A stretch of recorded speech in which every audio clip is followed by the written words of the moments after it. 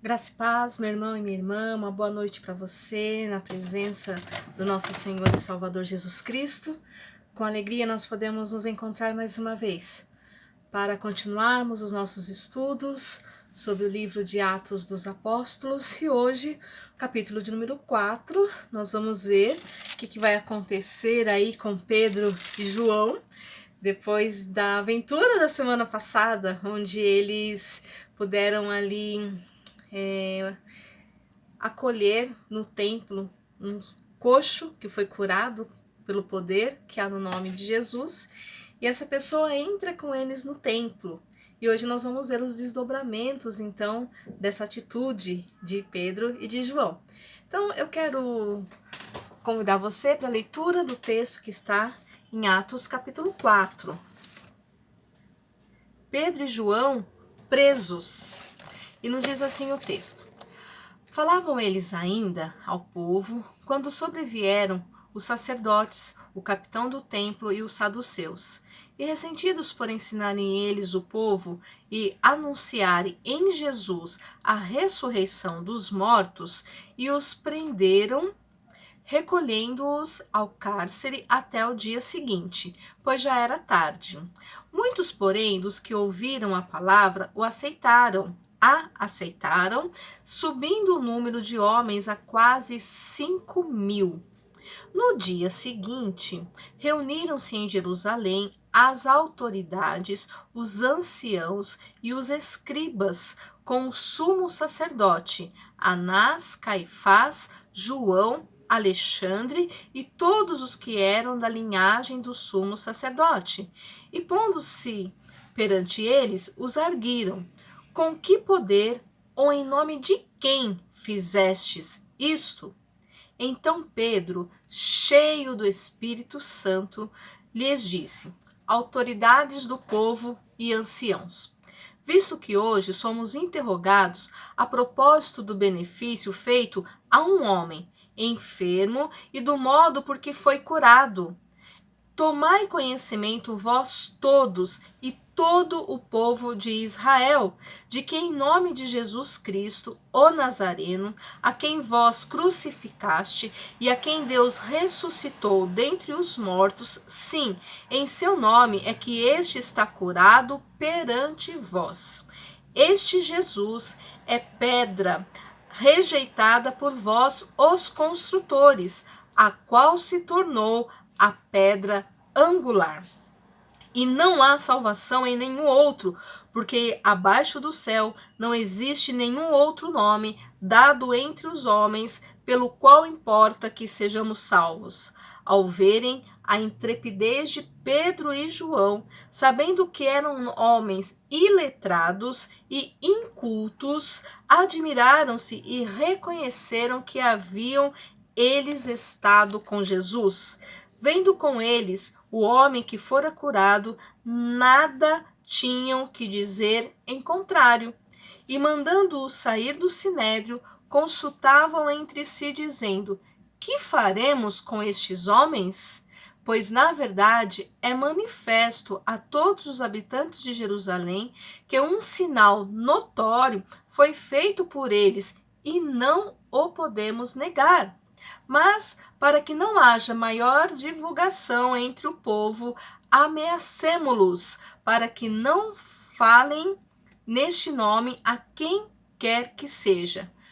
Chamando-os, ordenaram-lhe que absolutamente não falasse nem ensinasse o nome de Jesus. Mas Pedro e João lhes responderam: Julgai se é justo diante de Deus e ouvir-vos antes a vós outros do que a Deus, pois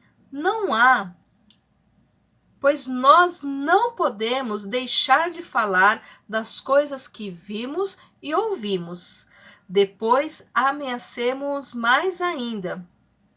Ameaçando-os mais ainda, os soltaram, não tendo achado como os castigar por causa do povo, porque todos glorificavam a Deus pelo que acontecera. Ora, tinha mais de 40 anos aquele em quem se operara essa cura milagrosa Amém. Vamos ter uma palavra de oração? Pai de amor, com temor e tremor, nós estamos diante da Tua santa palavra, com nossos corações gratos pela Tua presença entre nós e pelo privilégio que nós temos de poder, ó Deus, parar, meditar, aprender de Ti, da Tua palavra. Clamamos que o Senhor nos ensine, que a Tua palavra possa encontrar guarida no mais profundo do nosso coração e que ela possa se tornar, ó Deus, em ações práticas no decorrer da nossa vida, para que não sejamos apenas ouvintes, mas sejamos praticantes da Tua palavra. Fala conosco, Deus, ensina-nos, abre os nossos olhos, abre o nosso entendimento. É a oração que fazemos e já agradecemos no nome santo de Jesus. Amém. Amém. Meu irmão e minha irmã, nós temos nos dias de hoje vários países nos quais a fé cristã é proibida. Proibido falar de Jesus, é proibido ir à igreja, é proibido ler a Bíblia, né? Um livro que nós temos com tanta facilidade. Mas essa proibição não é uma novidade. Proibir falar de Jesus já é uma coisa de longa data, desde que Jesus por este mundo veio, né? Por este mundo andou. Eles estavam ali, a gente está vendo aqui o começo da igreja de Cristo. E a igreja de Jesus, ela começa no momento onde que ela, em seguida, já começa a ser perseguida. Ela já começa a ser proibida de existir, ou pelo menos a tentativa de proibir a existência da igreja de Jesus. Porque é uma igreja que é uma fé, é a profissão de uma fé que entra em choque, não em confronto com as autoridades. E ela precisa entrar em confronto, sim, com as autoridades, porque nós precisamos entender que o nosso Senhor, ele veio para salvar o povo, né? Não para condenar, mas para salvar.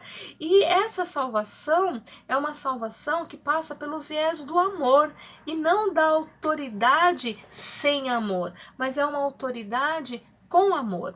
E o texto que nós lemos, nós estamos acompanhando aí, começou ali no capítulo 3, quando aquele coxo foi curado na porta do templo, e aí ele vai entrar ao templo juntamente com João e com o Pedro.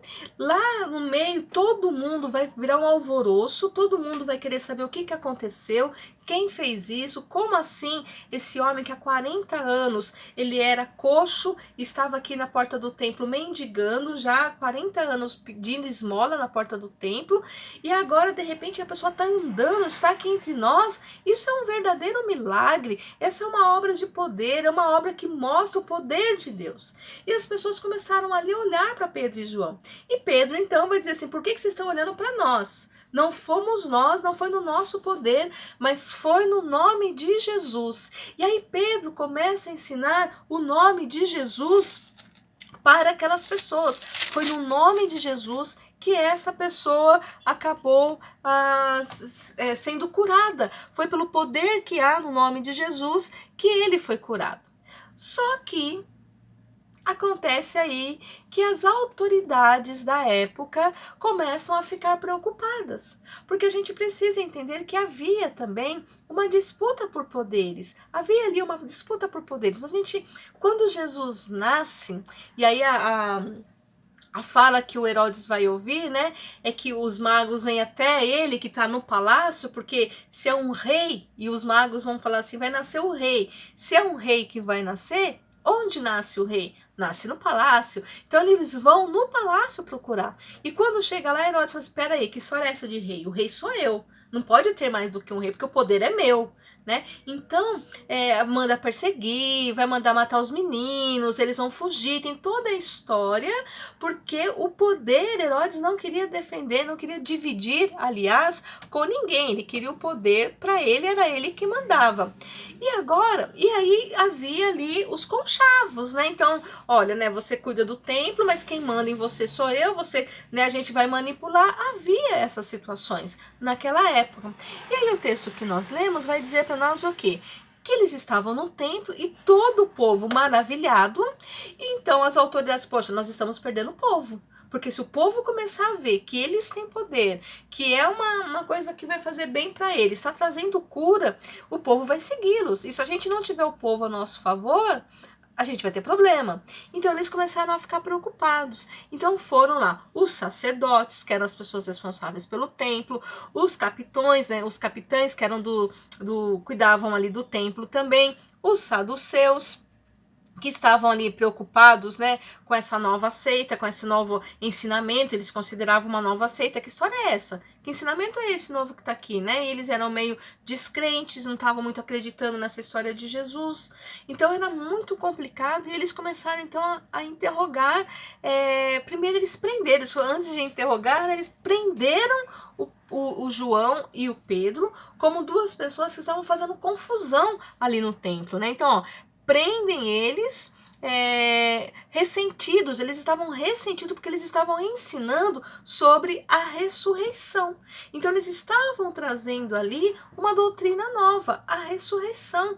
Como assim ressuscitou, né? Então eles foram lá e prenderam Pedro e João, porque eles estavam pregando a ressurreição dos mortos, e levaram eles para o cárcere.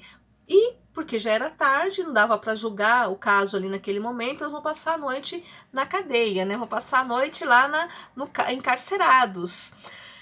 Porém, olha que coisa linda, gente. Nesse intervalo desse período aí, dessa tarde agitada que eles tiveram, né? Muitos, porém, dos que ouviram a palavra a aceitaram, subindo o número de homens a quase 5.000 pessoas. Veja que coisa, né? 5.000 homens. A gente lembra lá no capítulo de número 2, no versículo 37, que já tinham sido batizados 3.000 pessoas. E aqui subiu o número a quase 5.000, então quase mais 2.000 pessoas numa tarde, por um testemunho de um homem que estava ali andando no meio deles, anunciando não somente a cura era visível, o milagre imediato era visível, mas mais do que um milagre imediato, estava sendo anunciado para eles Cristo Jesus, aquele que morreu e ressuscitou e está vivo. Isso era uma situação problemática para a liderança do templo, porque eles mesmos tinham lá feito seus conchavos para que Jesus fosse crucificado e fosse morto. E agora as consequências, não da morte, mas da ressurreição de Jesus, está sendo muito maior do que antes. Então, antes tinha um número de pessoas que seguiam Jesus por interesses e tal, mas agora Jesus não está mais entre nós. Mas o seu poder, o poder que há no nome de Jesus, continua presente. Ele não está mais fisicamente entre nós, mas ele está pelo seu poder, pela sua graça, né? Então, o poder do nome de Jesus continua agindo hoje, né? Ainda hoje. Há poder no nome de Jesus. E por conta de anunciar a ressurreição de Jesus, Pedro e João foram presos.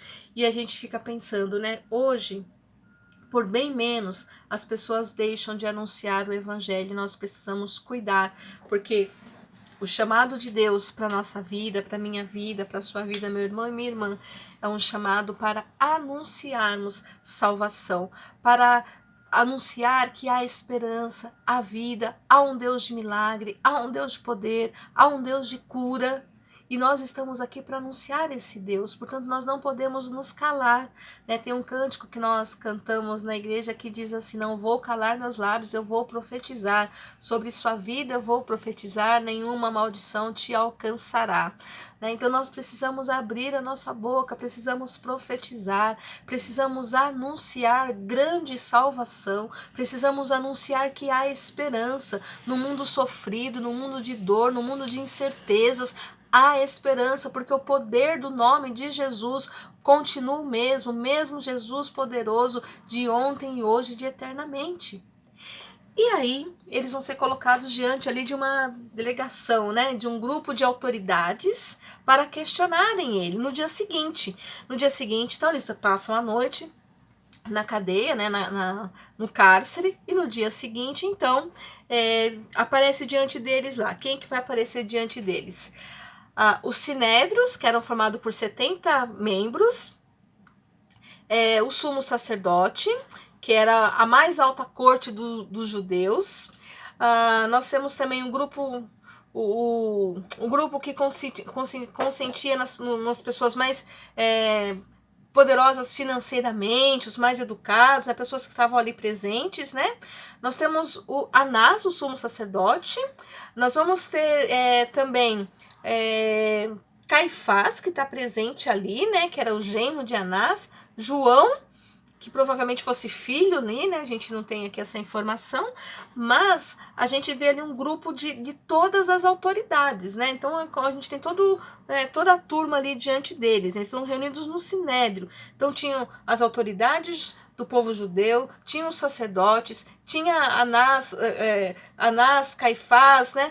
Toda a liderança lá, a liderança do governo, a liderança da igreja, os anciãos do povo, que eram as pessoas os mais velhas, mais experientes, que também eram conselheiras ali do povo, todos estavam ali diante deles. E aí, o que eles fizeram? Uma roda, puseram os dois no meio, né? E foram questioná-lo. Mas assim, a cura do coxo, ela era inquestionável. Não tinha como eles dizerem assim, isso daí vocês inventaram, ele tá fingindo, né? Imagina, esse homem não era coxo nada, a gente conhecia ele andava até a semana passada. Não, porque todos conheciam ele e sabiam que há 40 anos, né? O texto diz para nós aqui no versículo 22, mais de 40 anos aquele homem era conhecido e já estava ali esmolando, pedindo esmola. Então, e agora todo mundo estava vendo que ele estava andando. Então não tinha como falar que não era verdade, não tinha como falar que eles estavam inventando aquela história. Então a cura era inquestionável. Portanto, a questão não era se ele tinha sido curado ou não, mas quem autorizou, quem deu autoridade para você? Quem falou assim, vocês podem ir lá e curar aquele homem?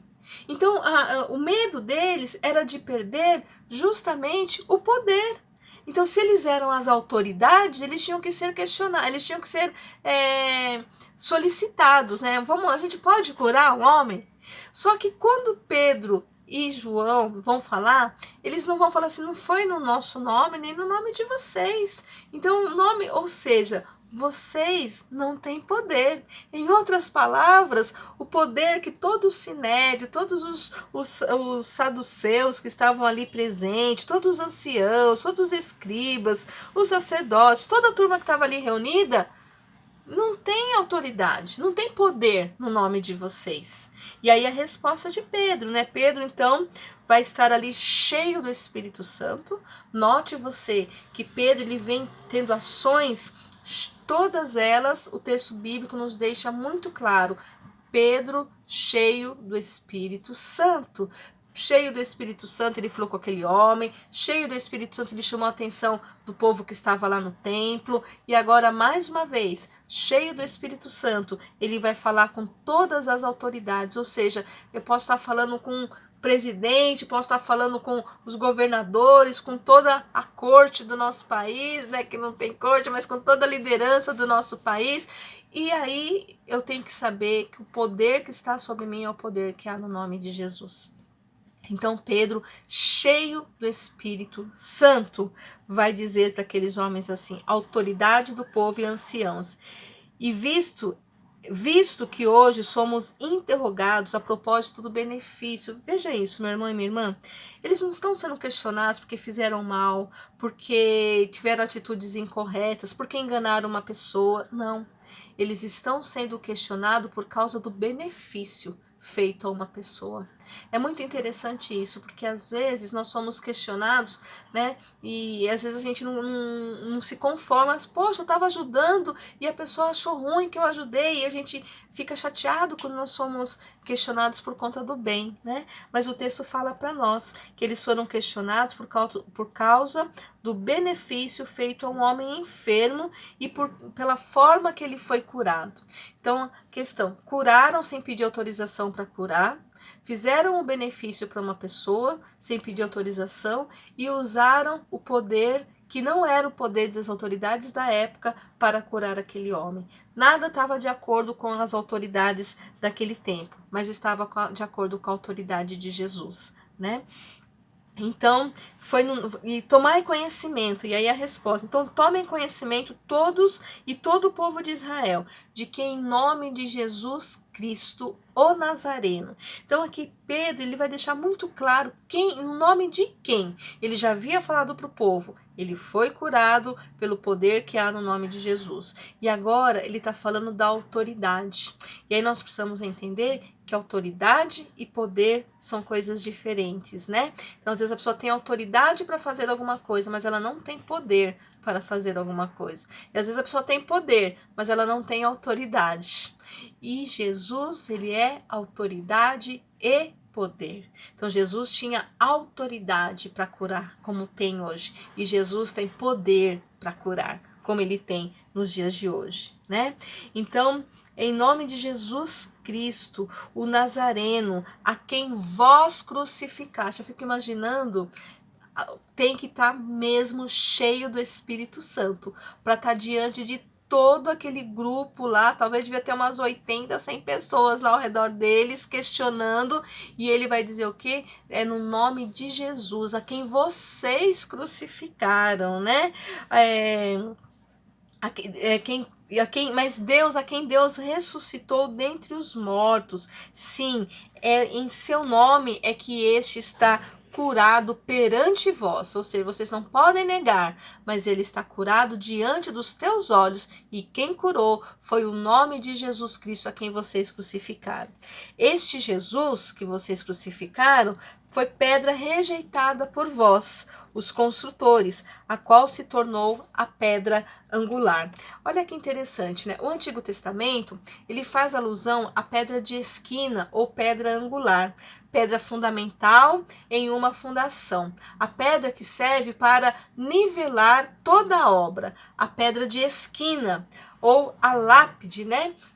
Assim, a imagem de uma pedra é usada para se referir tanto ao fundamento como ao nivelamento de uma fundação. Então, gente, quem já trabalhou com construção, quem já trabalhou com obra, inclusive na Igreja Metodista nós temos o hábito, né, de quando vamos edificar um prédio, a gente faz ali a pedra fundamental, né, colocada ali uma pedra fundamental, um marco histórico, né, e aqui Pedro está trazendo essa referência, que era uma referência conhecida do povo, do simbolismo da pedra fundamental, né, da pedra de esquina, né? Algumas traduções é colocada a pedra angular, a pedra que foi rejeitada pelos construtores. Quem aqui no caso são os construtores? São as autoridades, quer dizer, as autoridades rejeitaram Jesus. Se as autoridades rejeitaram Jesus, elas estão ali rejeitando o nivelamento, elas estão ali rejeitando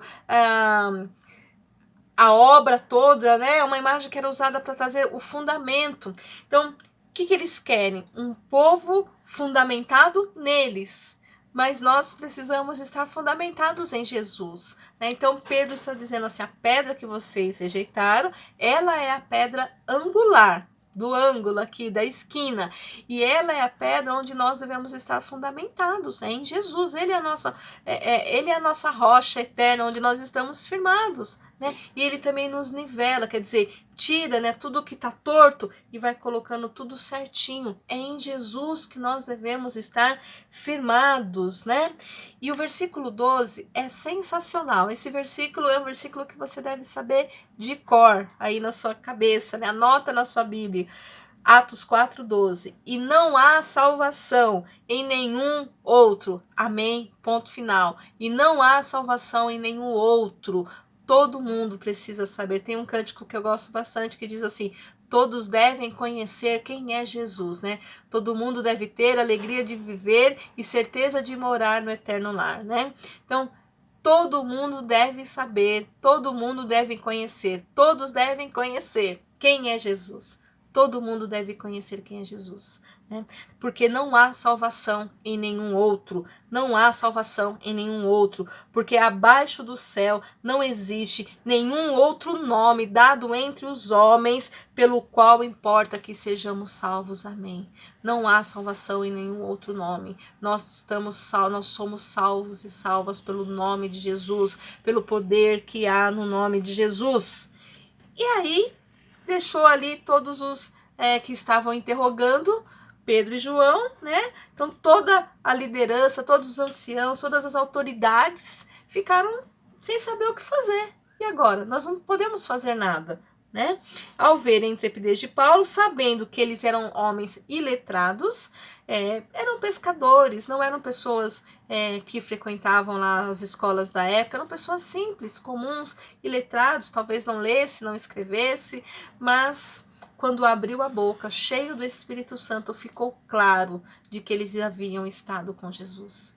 Eu achei essa parte muito profunda, porque nós precisamos ser reconhecidos e reconhecidas não pelos nossos status, estudos, graduações, embora sejam importantes, eu creio que são importantes, mas nós não podemos ser reconhecidos por elas. Nós precisamos ser reconhecidos e reconhecidas como pessoas que estiveram com Jesus. Não é bonito? Você precisa ser reconhecido e você precisa ser reconhecida como alguém que esteve com Jesus. Às vezes, a gente pensa que nós vamos ser reconhecidos pelo tanto que a gente já trabalhou, pelo tudo que a gente faz, pelas nossas ideias, pelos nossos projetos, mas o texto mostra para nós que aqueles homens todos reconheceram que Pedro e João estiveram com Jesus, né? Eram iletrados, eram pessoas que não tinham cultura, nem cultos, e eles então admiraram-se e reconheceram. Esses dois aí tiveram com Jesus, porque o jeito como eles falam, eles trazem na fala uma autoridade e ao mesmo tempo uma palavra de salvação, porque se as pessoas foram salvas, então a palavra deles era uma palavra que vinha com poder, com autoridade, vinha carregada de amor, vinha carregada de salvação para as pessoas que estavam ali ouvindo, né?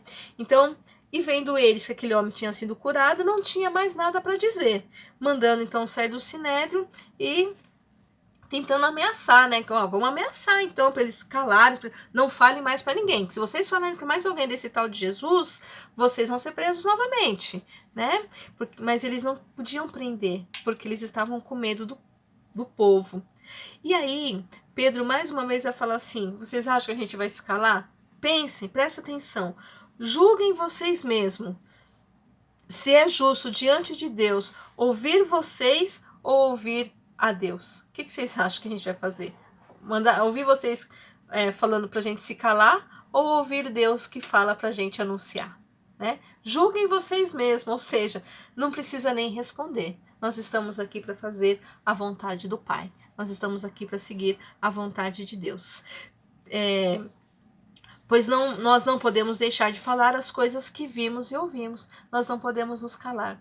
A obra de Deus é tão grandiosa em nós que ela não cabe dentro da gente. A gente precisa contar, a gente precisa anunciar, né? Quantos benefícios nós temos visto. Hoje nós vivemos como igreja, podemos testemunhar, né, a ação poderosa de Deus na vida da Luísa. Nós não podemos nos calar, nós temos que contar. Não cabe em nós o ficarmos quietos, mas nós não temos nem palavras para dizer o poder do nosso Deus e a autoridade sobre a vida, né? Então nós precisamos anunciar, precisamos contar aquilo que temos visto e aquilo que temos ouvido. Ameaçaram eles de novo e depois soltaram, porque não tinha nada para castigá-los, né? E o que acontecia? Todo o povo glorificava a Deus por aquilo que tinha acontecido. Meu irmão e minha irmã, as lutas estão diante de nós, mas nós somos chamados e chamadas a vivermos e agirmos na autoridade do nome de Jesus. Lembrando que o nome de Jesus é poderoso e é no poder desse nome que nós devemos nos firmar, devemos firmar a nossa fé, devemos lembrar que nós não estamos aí colocados ou edificados sobre um fundamento qualquer, mas nós estamos firmados e firmadas sobre a rocha eterna, sobre a pedra angular que é o Senhor Jesus. Portanto, que nós possamos ter essa ousadia, como Pedro teve, de abrir a nossa boca e contar as maravilhas, as bênçãos, os milagres que Deus tem operado nas nossas vidas. Muitas obras o Senhor tem feito e nós precisamos anunciar essas maravilhas para que as pessoas creiam, para que as pessoas sejam salvas também pelo poder que há no nome de Jesus. Que Deus abençoe sua vida e não se esqueça, não há salvação em nenhum outro, porque debaixo do céu não existe nenhum outro nome dado entre os homens pelo qual importa que sejamos salvos. Aleluia. há poder no nome de Jesus. Que Deus te abençoe. Vamos orar? Paizinho, nós te damos graças nesta noite pelo privilégio que temos de estar na tua presença, de poder ouvirmos a tua palavra e aprendermos um pouco mais, ó Deus, de como devemos nos comportar. E nós queremos clamar que a tua igreja, Pai, possa continuar sendo uma igreja cheia da unção do teu Espírito Santo, uma igreja que abre a boca na autoridade do nome de Jesus, para que vidas sejam salvas, para que vidas sejam alcançadas e transformadas. Senhor, faz de nós instrumento nas tuas mãos e levanta na tua igreja a cada dia homens e mulheres comprometidos e comprometidas com o teu reino, com a tua palavra, com a autoridade do teu nome. Senhor, que nós possamos ser uma igreja acolhedora, como tem sido, uma igreja amorosa, como tem sido, uma igreja que anuncia salvação, para que muitas e muitas pessoas possam te conhecer por meio do nosso testemunho. Fala conosco ainda a cada dia, Senhor, continua ministrando a tua palavra aos nossos corações, nos dê uma noite de paz, abençoe cada pessoa que está ouvindo esta palavra, que o teu Espírito Santo abra os olhos, abra os ouvidos, dá sabedoria e discernimento para o teu povo. Caminha conosco, recebe o nosso louvor, a nossa gratidão. Muito obrigado por tudo que o Senhor tem feito, especialmente te louvamos, te agradecemos pela vida da Luísa, pela vida, Senhor, dos seus pais, da sua família, por essa obra grandiosa que o Senhor fez e por tantas famílias da nossa igreja que o Senhor tem curado, o Senhor tem guardado, o Senhor tem livrado do mal. Continua sustentando o teu povo. Essa é a nossa oração e a nossa gratidão no nome poderoso de Jesus. Amém. Amém, meu irmão e minha irmã. Que Deus abençoe você, que Deus abençoe seu lar e sua família. Fica na paz.